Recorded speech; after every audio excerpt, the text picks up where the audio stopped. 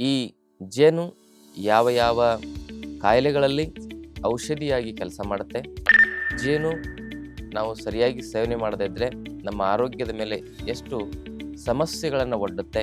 ನಮಗೆಲ್ಲ ಏನು ಕನ್ಫ್ಯೂಸ್ ಆಗುತ್ತೆ ಅಂದರೆ ಜೇನು ಅಂದರೆ ಹೀಟ್ ಅಂತ ನಾವು ತಿಳ್ಕೊಂಡಿರ್ತೇವೆ. ಕಫನಾಶಕವಾಗಿ ಯಾಕೆ ಇದು ಕೆಲಸ ಮಾಡುತ್ತೆ ಅಂತಂದರೆ, ದೇಸಿ ಹಸುವಿನ ತುಪ್ಪ ಮತ್ತು ಜೇನು ಎರಡು ಬೆರೆಸುವಾಗ ಸಮ ಪ್ರಮಾಣದಲ್ಲಿ ಬೆರೆಸಿದರೆ ಅದು ಭಯಾನಕ ವಿಷ ಆಗುತ್ತೆ. ಇತ್ತೀಚೆಗಿನ ಈ ಜೇನು ಸಾಕಾಣಿಕೆಯಲ್ಲಿ ಬರ್ತಕ್ಕಂಥ ಜೇನಿದೆಯಲ್ಲ, ಅದರಲ್ಲಿ ಅಷ್ಟೊಂದು ಔಷಧೀಯ ಸ್ವಭಾವಗಳು ಇರೋದಿಲ್ಲ.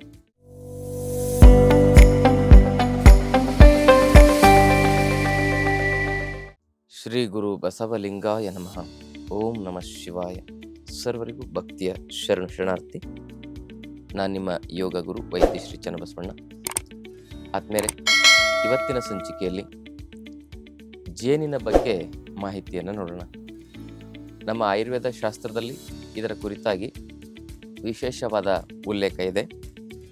ಆದರೆ ಯಾವುದೇ ಪದಾರ್ಥವನ್ನು ನಾವು ಸೇವನೆ ಮಾಡೋದಕ್ಕಿಂತ ಮೊದಲು ಅದರ ಗುಣಧರ್ಮವನ್ನು ನೋಡಿ ನಾವು ಸೇವನೆ ಮಾಡಬೇಕಂತ ಹೇಳಿ ಆಯುರ್ವೇದ ಶಾಸ್ತ್ರ ಸ್ಪಷ್ಟವಾಗಿ ಹೇಳುತ್ತೆ.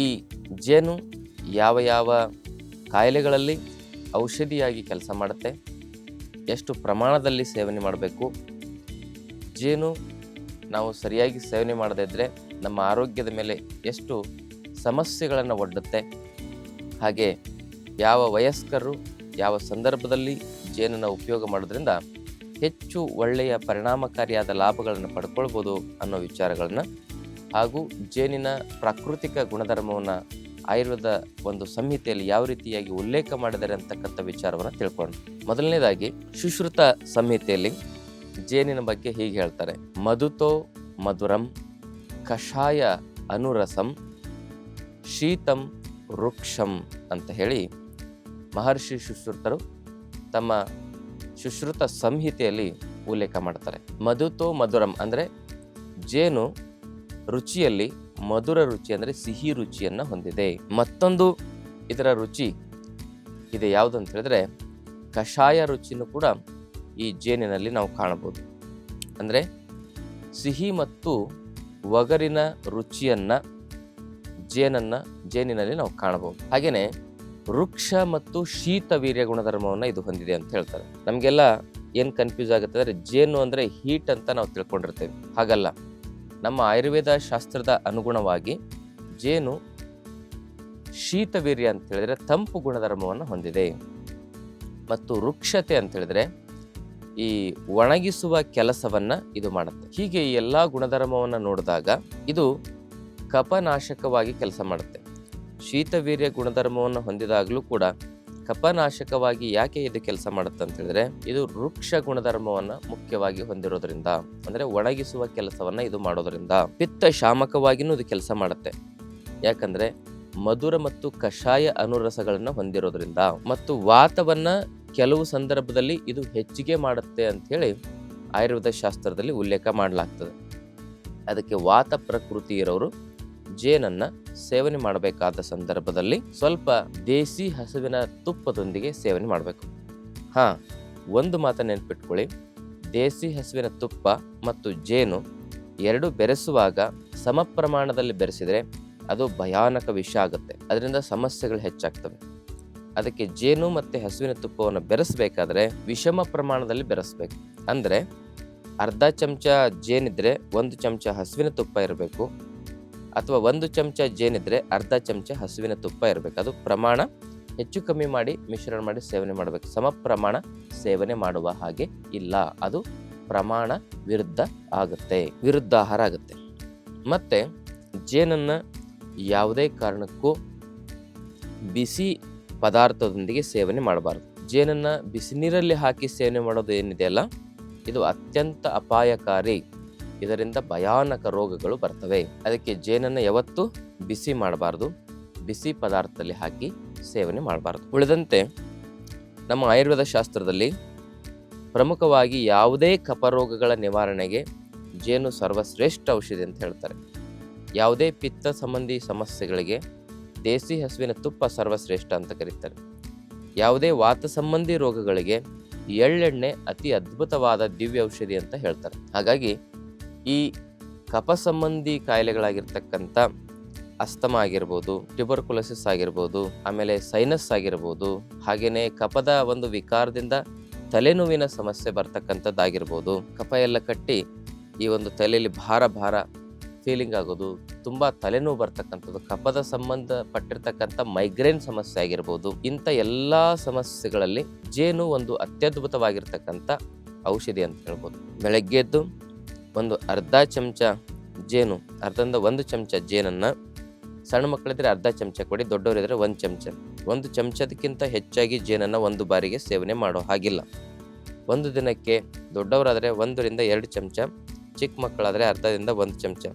ತುಂಬ 5 ವರ್ಷದ ಒಳಗಿನ ಸಣ್ಣ ಮಕ್ಕಳಿದ್ರೆ ಅವರಿಗೆ 1/4 ಚಮಚಕ್ಕಿಂತನೂ ಕಮ್ಮಿ ಜೇನನ್ನು ನಾವು ಕೊಡಬಹುದು.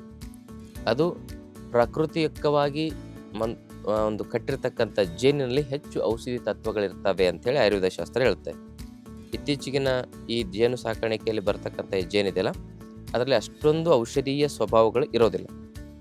ಹೀಗೆ ಪ್ರಾಕೃತಿಕವಾಗಿ ಜೇನುಗೂಡು ಕಟ್ಟಿರ್ತವೆ. ಉದಾಹರಣೆಗೆ ನಮ್ಮ ಉತ್ತರ ಕರ್ನಾಟಕದಲ್ಲಿ ಬೇವಿನ ಮರದಲ್ಲಿ ಜೇನು ಹೆಚ್ಚಾಗಿರ್ತದೆ. ಆ ಜೇನು ಅಮೃತ ಸಮಾನ ಅಂಥೇಳಿ ಆಯುರ್ವೇದ ಶಾಸ್ತ್ರದಲ್ಲಿ ಹೇಳ್ತಾರೆ. ಅಂಥ ಜೇನನ್ನು ನಾವು ವರ್ಷಕ್ಕೆ 1000 ಲೀಟರ್ ಗಟ್ಟಲೆ ಉತ್ತರ ಕರ್ನಾಟಕದಿಂದ ತರಿಸ್ಕೋತೇವೆ ಔಷಧಿಗಾಗಿ ಬೇಕಾಗಿ. ಅಂಥ ಜೇನು, ಬೇವಿನ ಮರದಲ್ಲಿ ಇಟ್ಟಿರ್ತಕ್ಕಂಥ ಜೇನು ಕಣ್ಣಿಗೆ ಹಾಕೋದ್ರಿಂದ ಕಣ್ಣಿನ ಪೊರೆ ಸಹ ಕರಗುತ್ತೆ.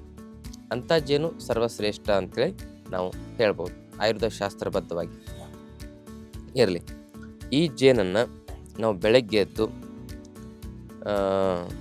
ಸ್ವಲ್ಪ 1-2 ಚಿಟಿಕೆ ಕಾಳುಮೆಣಸಿನೊಂದಿಗೆ ಸೇವನೆ ಮಾಡೋದ್ರಿಂದ ಎದೆಯಲ್ಲಿ ಕಟ್ಟಿರುವ ಕಫ ಕರಗುತ್ತೆ. ಅದರಲ್ಲಿ ಒಂದು 4 ಎಸಳು ಬೆಳ್ಳುಳ್ಳಿಯನ್ನು ಪೇಸ್ಟ್ ಮಾಡಿಯನ್ನು ಕೂಡ ಹಾಕ್ಬೋದು, ನಾಟಿ ಬೆಳ್ಳುಳ್ಳಿಯನ್ನು. ಮತ್ತೊಂದು 1/4 ಚಮಚದಷ್ಟು ಅರಿಶಿಣದ ಪುಡಿಯನ್ನು ಹಾಕ್ಬೋದು. 1/4 ಚಮಚ ಅರಿಶಿಣ ಪುಡಿ, 4 ಎಸಳು ನಾಟಿ ಬೆಳ್ಳುಳ್ಳಿಯ ಒಂದು ಪೇಸ್ಟು, ಆಮೇಲೆ 1-2 ಚಿಟಿಕೆ ಜೇನನ್ನು ಹಾಕಿ ನಾವು ಬೆಳಗ್ಗೆ 2 ಚಿಟಿಕೆ ಕಾಳುಮೆಣಸನ್ನು ಹಾಕಿ ಒಂದು ಅರ್ಧ ಚಮಚದಿಂದ 1 ಚಮಚದವರೆಗೂ ಜೇನಿನಲ್ಲಿ ಮಿಶ್ರಣ ಮಾಡಿ ಬೆಳಗ್ಗೆ ಖಾಲಿ ಹೊಟ್ಟೆಯಲ್ಲಿ ಸೇವನೆ ಮಾಡೋದ್ರಿಂದ ಎದೆಯಲ್ಲಿ ಕಟ್ಟಿರ್ತಕ್ಕಂಥ ಕಫದ ಅಲರ್ಜಿಗಳು ಮತ್ತು ಸೈನಸ್ಸು ಇಂಥವೆಲ್ಲ ಸಮಸ್ಯೆಗಳಿಗೆ ಪರಿಹಾರನ ಕಂಡುಕೊಳ್ಬೋದು. ಅದೇ ರೀತಿಯಾಗಿ ಜೇನನ್ನು 1 ಚಮಚ ಜೇನಿನಲ್ಲಿ ಒಂದು ಅರ್ಧ ಚಮಚದಷ್ಟು ಹಸುವಿನ ತುಪ್ಪವನ್ನು ಬೆರೆಸಿ, 1 ಚಮಚದಷ್ಟು ಅಶ್ವಗಂಧವನ್ನು ಬೆರೆಸಿ ಬೆಳಗ್ಗೆ ಖಾಲಿ ಹೊಟ್ಟೆಯಲ್ಲಿ ಸೇವನೆ ಮಾಡೋದ್ರಿಂದ ಹೃದಯದ ಸಂಬಂಧಿ ಸಮಸ್ಯೆಗಳು ಬರೋದಿಲ್ಲ, ಹಾಗೂ ಮಾಂಸಖಂಡಗಳು ಸ್ಟ್ರಾಂಗ್ ಆಗ್ತವೆ, ನರ ದೌರ್ಬಲ್ಯತೆಯ ಸಮಸ್ಯೆಗಳು ಕಮ್ಮಿ ಆಗ್ತವೆ, ಹಾಗೂ ನಮ್ಮ ಜಾಯಿಂಟ್ಸ್ಗಳಲ್ಲಿ ಆಗ್ತಕ್ಕಂಥ ಆ ಒಂದು ಆಮ ವಾತದ ಸಮಸ್ಯೆಗಳು ಅದೇನಾಗ್ತದೆ ಕಮ್ಮಿ ಆಗ್ತಾ ಬರ್ತದೆ, ಆಮ ಪಾಚನವಾಗುತ್ತೆ. ಅದರ ಜೊತೆಗೆ ಬುದ್ಧಿ ಒಂದು ತೀಕ್ಷ್ಣತೆ ಹೆಚ್ಚಿಗೆ ಆಗುತ್ತೆ, ಮತ್ತು ಮೆದುಳಿನ ಒಂದು ಕ್ರಿಯಾಶಕ್ತಿ ಹೆಚ್ಚಿಗೆ ಆಗುತ್ತೆ, ಏಕಾಗ್ರತೆಯ ಸಮಸ್ಯೆ, ಜ್ಞಾಪಕ ಶಕ್ತಿ ಸಮಸ್ಯೆಗಳು ನಿವಾರಣೆ ಆಗ್ತವೆ. ಚಿಕ್ಕ ಮಕ್ಕಳಿಗೆ, ಓದೋ ಮಕ್ಕಳಿಗೆ ಭಾಳ ಅದ್ಭುತವಾಗಿರ್ತಕ್ಕಂಥ ದಿವ್ಯ ಸಂಜೀವಿನಿಯಾಗಿ ಕೆಲಸ ಮಾಡ್ತದೆ. ಅದಷ್ಟೇ ಅಲ್ಲದೆ ಇದರ ಸೇವನೆಯಿಂದಾಗಿ ನಮ್ಮ ಶರೀರದಲ್ಲಿ ಶುಕ್ರ ವರ್ಧನೆ ಆಗುತ್ತೆ. ಶುಕ್ರ ಧಾತುವಿನ ಕ್ಷಯದಿಂದ ಮನುಷ್ಯ ಸಾಯ್ತಾನೆ. ಕೆಲವು ಸಂದರ್ಭದಲ್ಲಿ ಸಾವಿಗೂ ಕೂಡ ಶುಕ್ರ ಧಾತುವ ಕ್ಷಯ ಮುಖ್ಯ ಕಾರಣ ಆಗ್ತದೆ. ಅತಿ ಶುಕ್ರದ ಒಂದು ಕ್ಷಯ ಆಗೋದ್ರಿಂದ ಮನುಷ್ಯ ಬೇಗ ಸಾಯ್ತಾನೆ. ಆ ಶುಕ್ರ ಧಾತುವಿನ ಕ್ಷಯವನ್ನು ಇದೇನು ಮಾಡ್ತದೆ, ತಡೆಗಟ್ಟುತ್ತದೆ. ಅದರ ಜೊತೆಗೆ ಈ ಕಾಂಬಿನೇಷನ್ ಬೆಳಗ್ಗೆ ಸೇವನೆ ಮಾಡೋದ್ರಿಂದ ನಮ್ಮ ಇಡೀ ಶರೀರದಲ್ಲಿ ಏನಾಗ್ತದೆ ಅಂತ ಹೇಳಿದ್ರೆ ಓಜಸ್ಸು ವೃದ್ಧಿಯಾಗುತ್ತೆ. ಮತ್ತಿನ್ನು ಕಣ್ಣಿಗೆ ಸಂಬಂಧಪಟ್ಟಿರೋ ಸಮಸ್ಯೆಗಳಿಂದ ಬಳಲ್ತಾ ಇರ್ತಕ್ಕಂಥವ್ರು, ಕಣ್ಣಿನ ಯಾವುದೇ ಸಮಸ್ಯೆಗಳಿರಲಿ, ಆ ಎಲ್ಲ ಸಮಸ್ಯೆಗಳಿಗೂ ದೂರದೃಷ್ಟಿ ದೋಷ, ಸಮೀಪ ದೃಷ್ಟಿ ದೋಷ, ರೆಟಿನಲ್ ಪಿಗ್ಮೆಂಟೋಸ ಅನ್ನೋ ಸಮಸ್ಯೆ ಬಂದಿರ್ತದೆ. ಅದಂತೂ ತುಂಬ ಕಷ್ಟವಾಸಿಯಾಗೋದು. ಕೆಲವು ಸಂದರ್ಭದಲ್ಲಿ ಇದನ್ನು ನಿಯಮಿತವಾಗಿ ಸೇವನೆ ಮಾಡ್ತಾ ಹೋದರೆ ಅಂಥ ಸಮಸ್ಯೆಗಳು ಕೂಡ ನಿಯಂತ್ರಣಕ್ಕೆ ಬರ್ತವೆ. ಕಣ್ಣಿನ ಪೊರೆ ಆಗಿರ್ಬೋದು, ಕಣ್ಣಿನ ನರಗಳ ಸಮಸ್ಯೆ ಆಗಿರ್ಬೋದು, ಅಂಥದಕ್ಕೆ ಜೇನು ಅದರ ಜೊತೆಗೆ ತ್ರಿಫಲಾಚೂರ್ಣ, 1 ಚಮಚ ತ್ರಿಫಲಾಚೂರ್ಣ, 1 ಚಮಚ ಜೇನು, ಅರ್ಧ ಚಮಚ ಹಸುವಿನ ತುಪ್ಪವನ್ನು ಬೆರೆಸಿ ಬೆಳಿಗ್ಗೆ ಖಾಲಿ ಹೊಟ್ಟೆಯಲ್ಲಿ ಸೇವನೆ ಮಾಡೋದ್ರಿಂದ ಕಣ್ಣಿನ ಸರ್ವ ಸಮಸ್ಯೆಗಳಿಗೂ ಕೂಡ ನಾವು ಪರಿಹಾರವನ್ನು ಕಂಡುಕೊಳ್ಬೋದು. ಅದಷ್ಟೇ ಅಲ್ಲದೆ ನಾವು ಜೇನನ್ನು ಬೆಳಿಗ್ಗೆ ಖಾಲಿ ಹೊಟ್ಟೆಯಲ್ಲಿ ಒಂದು ಅರ್ಧ ಚಮಚ ಸೇವನೆ ಮಾಡೋದ್ರಿಂದ ನಮ್ಮ ಶರೀರದಲ್ಲಿ ಈ ಕಫದೋಷಕ್ಕೆ ಸಂಬಂಧಪಟ್ಟಿರ್ತಕ್ಕಂಥ ಸಮಸ್ಯೆ ಆಗಿರ್ತಕ್ಕಂಥ ಒಬೆಸಿಟಿ, ಬೊಜ್ಜು, ಇವೆಲ್ಲವೂ ಕೂಡ ಕಮ್ಮಿ ಆಗ್ತವೆ. ಡಯಾಬಿಟಿಸ್ ಇರೋರು ಕೂಡ ಜೇನನ್ನು ಸೇವನೆ ಮಾಡಬಹುದು. ಯಾಕಂದರೆ ಡಯಾಬಿಟಿಸ್ ಇರೋರಿಗೆ ಸಿಹಿ ತಿನ್ನುವ ಆಸೆ ಇರ್ತದೆ. ಆದರೆ ಡಯಾಬಿಟಿಸಿನ ಕಾರಣದಿಂದಾಗಿ ನಾವು ಸಿಹಿ ತಿನ್ನಲಿಕ್ಕೆ ಆಗೋದಿಲ್ಲ. ಮ್ಯಾಕ್ಸಿಮಮ್ ಕಫವಿಕಾರದಿಂದನೇ ಡಯಾಬಿಟಿಸ್ ಬರ್ತಾ ಇರ್ತದೆ. ಯಾರಿಗೆ ತುಂಬ ಒಬೆಸಿಟಿ ಬೊಜ್ಜಿದೆ ಅಂಥವರು ಡಯಾಬಿಟಿಸ್ ಸಮಸ್ಯೆಯಿಂದ ಬಳಲ್ತಾ ಇದ್ದೀರಿ ಅಂಥವ್ರಿಗೆ ಜೇನಿನ ಸೇವನೆ ಒಂದು ಅದ್ಭುತವಾಗಿರ್ತಕ್ಕಂಥ ಪರಿಹಾರ ಅಂತ ಹೇಳ್ಬೋದು. ತ್ರಿಫಲಾ ಚೂರ್ಣದ ಜೊತೆಗೆ ಜೇನನ್ನು ಸೇವನೆ ಮಾಡಬಹುದು, ಹಾಗೂ ಅಶ್ವಗಂಧದ ಚೂರ್ಣದ ಜೊತೆಗೆ ಜೇನನ್ನು ಸೇವನೆ ಮಾಡ್ಬೋದು. ಇದು ಡಯಾಬಿಟಿಸ್ ಇರತಕ್ಕಂಥವ್ರಿಗೆ ಟಾನಿಕ್ ಆಗಿ ಕೆಲಸ ಮಾಡ್ತದೆ. ಯಾವಾಗ ಕಾಲಲ್ಲಿ ಉರಿ ಇರ್ತದೆ, ಡಯಾಬಿಟಿಕ್ ನ್ಯೂರೋಪತಿಯಿಂದ ಸಮಸ್ಯೆ ಆಗಿರುತ್ತೆ, ಅಂಥ ಸಂದರ್ಭದಲ್ಲಿ ಮಾತ್ರ ಆ ವೃಕ್ಷತೆ ಇದ್ದವರು ಜೇನನ್ನು ಸೇವನೆ ಮಾಡಲಿಕ್ಕೆ ಯೋಗ್ಯ ಇಲ್ಲ. ಹಾಗೆ ಜೇನಿನ ಉಪಯೋಗವನ್ನು ಹೇಳ್ತಾ ಹೋದರೆ, ಜೇನು ಒಂದು ಮೇಧ್ಯವಾಗಿ ಕೆಲಸ ಮಾಡುತ್ತೆ, ಜೇನು ಲೇಖನವಾಗಿ ಕೆಲಸ ಮಾಡುತ್ತೆ. ಅಂದರೆ ನಮ್ಮ ಶರೀರದಲ್ಲಿ ಶ್ರೋತಸ್ಸುಗಳು 13 ಬಗೆಯ ಶ್ರೋತಸ್ಸುಗಳು ಅಲ್ಲಿ ಬ್ಲಾಕೇಜ್ ಆಗೋದ್ರಿಂದ ರೋಗಗಳು ಬರ್ತವೆ. ಅವೆಲ್ಲವುಗಳನ್ನು ಶುದ್ಧೀಕರಣ ಮಾಡುವ ಕೆಲಸವನ್ನು ಜೇನು ಮಾಡುತ್ತೆ.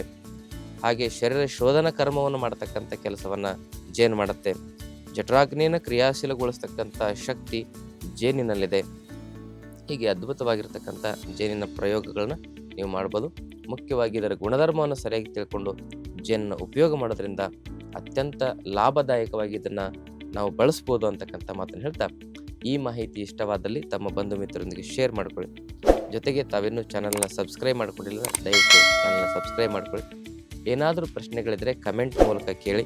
ಲೇಟೆಸ್ಟ್ ಹಾಗೂ ಇಂಟ್ರೆಸ್ಟಿಂಗ್ ಸುದ್ದಿಗಳಿಗಾಗಿ ಬಾಸ್ ಟಿವಿ ಕನ್ನಡ ಚಾನೆಲ್ನ ಸಬ್ಸ್ಕ್ರೈಬ್ ಮಾಡಿ. ಹಾಗೆಯೇ ಬೆಲ್ ಐಕಾನ್ ಪ್ರೆಸ್ ಮಾಡಿ. ಇದರ ಜೊತೆಗೆ ಫೇಸ್ಬುಕ್, ಇನ್ಸ್ಟಾಗ್ರಾಮ್, ಎಕ್ಸ್ನಲ್ಲೂ ಮಿಸ್ ಮಾಡದೆ ಫಾಲೋ ಮಾಡಿ.